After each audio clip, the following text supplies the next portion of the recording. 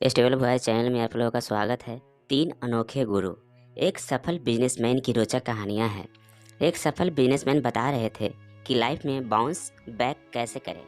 वो अपनी कहानी बता रहे थे कि जब वह युवा अवस्था में थे तो उन्होंने एक बिजनेस शुरू किया था, लेकिन किसी कारणवश उनका बिजनेस फ्लॉप हो गया। उनकी एक लव लाइफ भी चल रही थी, लेकिन बिजनेस फ्लॉप होने के कारण लड़की ने भी सांस छोड़ दिया। कुल मिलाकर उनकी पर्सनल लाइफ और प्रोफेशनल लाइफ दोनों ही खत्म हो गए। अचानक एक रात वह बिना कुछ सोचे घर छोड़कर चल दिए। उनके पास कोई योजना नहीं थी कि क्या करना है।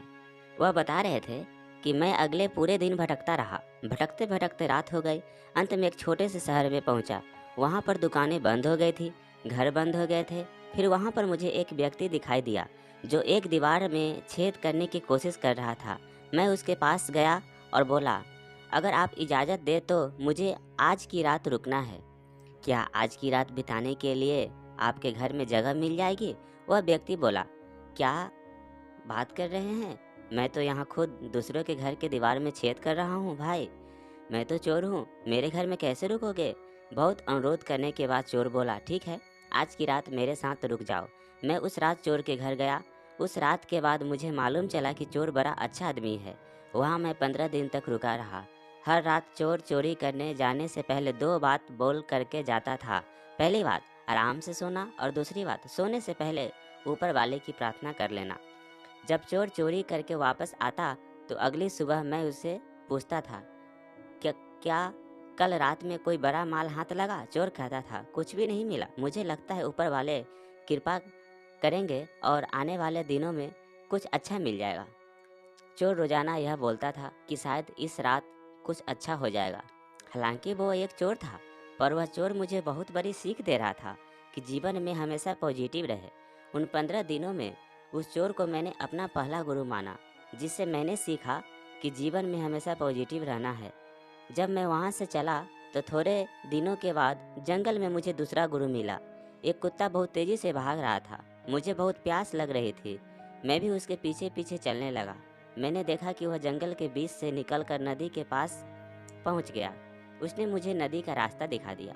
वहां जाकर मैंने अपनी प्यास बुझाई, लेकिन मैंने देखा कि कुत्ता अपनी प्यास नहीं बुझा पा रहा है। वह नदी के पास जा रहा है और फिर वापस आ रहा है। थोड़ी देर के बाद मुझे समझ आया कि शायद कुत्ता अपनी परछाई देखकर डर रहा है। उसे लग रहा था कि एक और कुत्ता नदी में है। कुत्ता कुछ देर तक आता जाता रहा। फिर उसने हिम्मत करके छलांग लगाई और नदी में कूद गया। पानी पीकर वापस बाहर आ गया। वो छोटी सी घटना ने मुझे दूसरी बड़ी सीख दी। वह मेरा दूसरा गुरु था, जिसने मुझे सिखाया कि अगर ज़िंदगी में परेशानियां आती है तो एक छलांग लगाए। क्या पता वह परेशानी नीचे से निकल जाए। फिर मुझे अपना तीसरा गुरु मिला। एक बार मैं एक छोटे से गांव में घूम रहा था।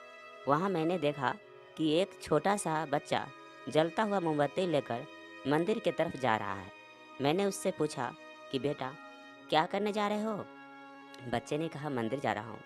फिर मैंने उस बच्चे से मज़े लेने के लिए सोची। मैंने उससे कहा, बेटा, जब आपने मोमबत्ती जलाई होगी तो पहले यह बुझ ही रही होगी। फिर आपने मोमबत्ती जलाई होगी तो वह प्रकाश अचानक कहाँ से आया? उस लड़के को लगा कि यह व्यक्ति मेरी फिरकी ले रहा है। उस लड़के ने तुरंत मोमबत्ती बुझा दी और फिर मुझसे पूछा, अब आप बताइए कि जो उजाला अभी जल रहा था वह कहाँ गया? उसने भी मेरी फिरकी ली। उस दिन उस छोटे से बच्चे ने मुझे सिखाया कि अगर आपको लगता है कि आपके पास बहुत सारा ज्ञान है तो आप गलत सोचते हैं। आपसे ज़्यादा ज्ञानी इस दुनिया में है। मेरा अहंकार चकनाचूर हो गया।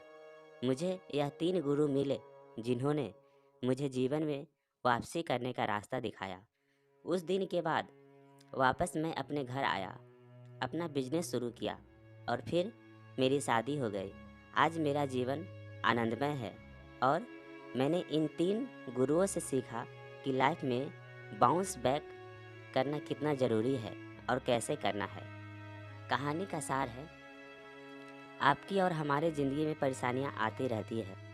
अगर आपके ज़िंदगी में भी कोई परेशानी आती है तो निराश मत होइए और उम्मीद रखिए कि आने वाले दिनों में कुछ अच्छा होगा। उस कुत्ते की तरह एक लंबी छलांग लगाइए, मुश्किलें स्वयं ही टल जाएगी।